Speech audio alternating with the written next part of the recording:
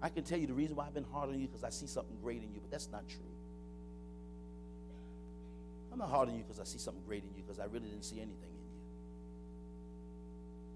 you. Out of the 100 people that I laid my coat on, you were the only one that brought it back. So I'll let you hang out with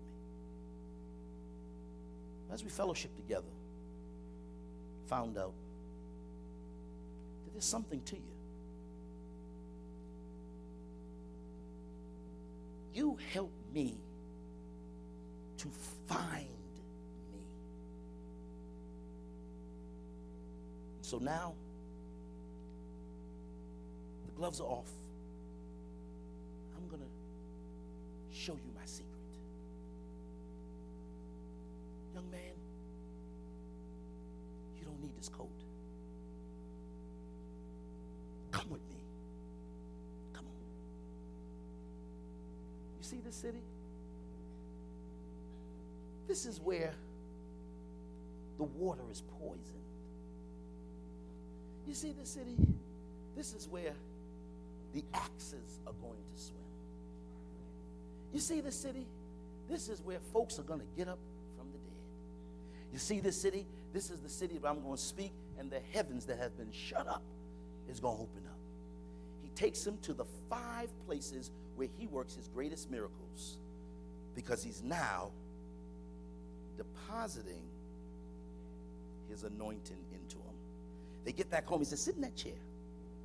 The prophet is no longer jealous of him.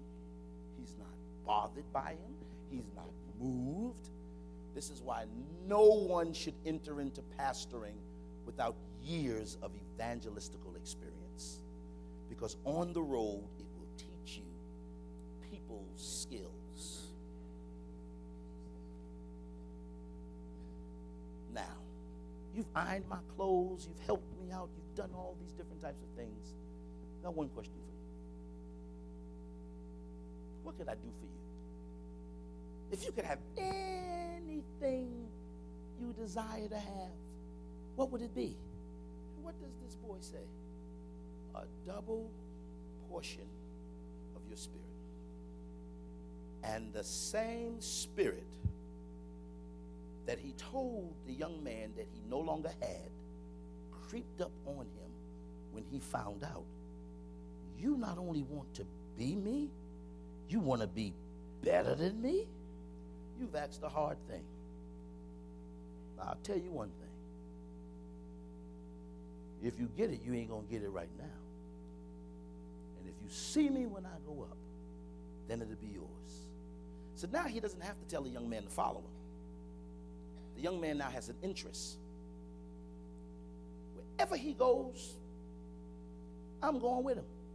So he said, I'm going here to Bethel. He said, I'm going. He said, no, you stay right here. He says, no. It's my soul liveth, and the Lord liveth. Wherever you go, I'm going with you. And he knows not to get too close because he knows that makes him mad, and he knows not to be too far. He knows that he done been with him long enough to know how to handle the great man of God.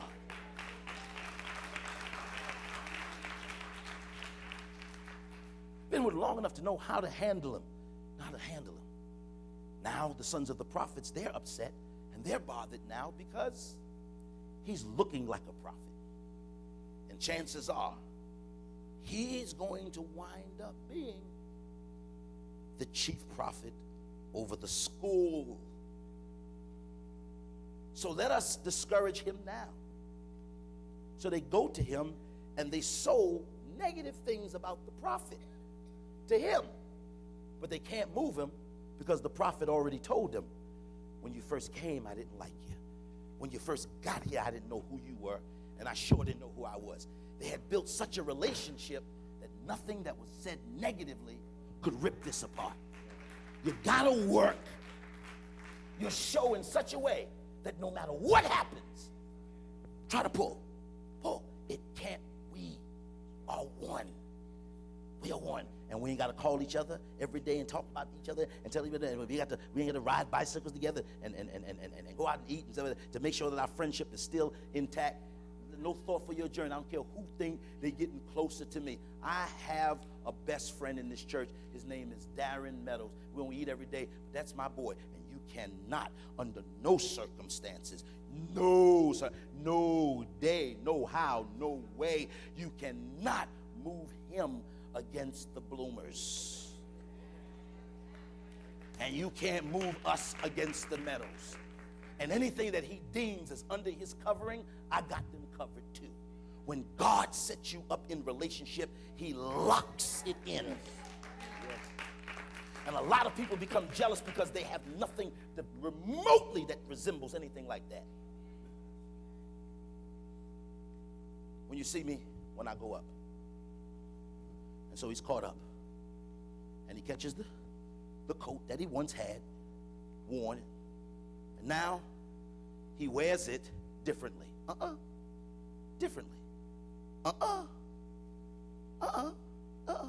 Differently. How's he wear it? Yeah.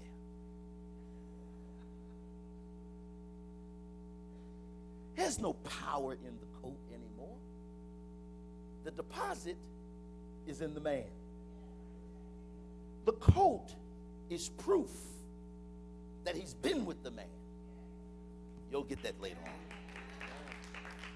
The Apostle Paul says, he says, in me I bore the stigma of Christ, which means I got scars to prove that I've been with him. That's what that's about. And so the prophet, what does the prophet do? He says, in order for me to be great, I got to do something quick. What is the quick thing that he does? He goes to the 5 cities that the prophet showed him. He doesn't try to reinvent the wheel. He doesn't try to do anything better or anything greater. He just goes to the place or the places that he was trained for. You ain't got to promote a greater work ministry. All you got to do is be in place. And he finishes his work and he dies. He dies. He dies before he gets an opportunity to give someone the deposit and the mantle. Here's the story, and here's my close. Where we at? 2 Kings what? What does it say? And it came to pass. And it came to pass. As they were burying a man. They went to bury a man. That they was going to bury a man.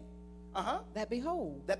They spied a band of men. They saw, it was at war. So they saw a band of men that was coming to them. Would have killed them. Yes? And they cast the man into the sepulchre. So what they did, they took the man without giving him a burial service. They threw him into the same pit that Elijah's dead bones was in. Watch this here. And when the man was let down. And touched the bones of Elisha. He revived. The man came back to life. Now Elisha is dead. You know what that means? Anointings don't go to heaven. Anointings live in people. And the reason why Elisha, good damn, well, I just would have had some scholars here, that's all. The reason why Elisha was so powerful was sad. Because this man who was dead and his time in the earth was up, when they dropped him in Elijah's grave and his bones, flesh, touched Elijah's bones, the transfer was made because he had never transferred it to anybody that was living. So God had to send a dead man to the tomb where Elijah was to get the anointing out of the grave, for fear that someone would throw dirt on it and that anointing would never reach the earth again. There is an anointing in this earth that many of us, glory be to God, have come in contact with, but we don't see it anymore simply because the leaders refuse to impart that anointing.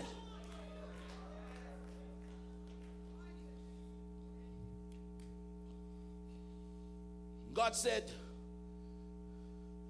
before I let them throw dirt on this thing and close this grave and shut it down, and the anointing of Elijah remains dormant in the earth in a graveyard, I'll send a dead man to get the anointing out of the grave so that that deposit can still be in the earth.